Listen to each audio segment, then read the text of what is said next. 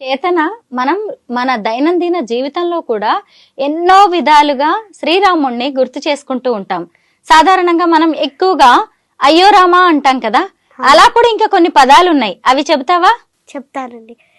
పలకరించాలంటే జైరామ్జీకి, వీడ్కోలు పలకాలంటే రామ్ రామ్, ఆశ్చర్యానికి అయ్యో రామ, ఆక్రోశానికి రామ రామ, ఆనందం పెళ్ళుబికితే జై శ్రీరామ్, ఆకలేస్తే అన్నమో రామచంద్ర.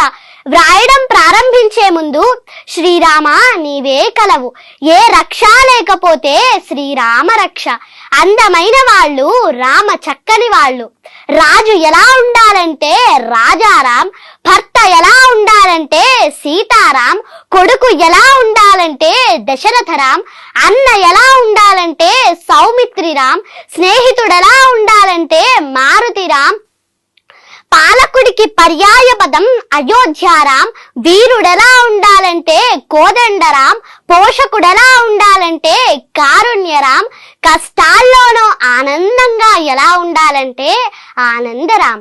అవును, అంతా రామమయం. నిజమే, అంతా రామమయం. రామనామ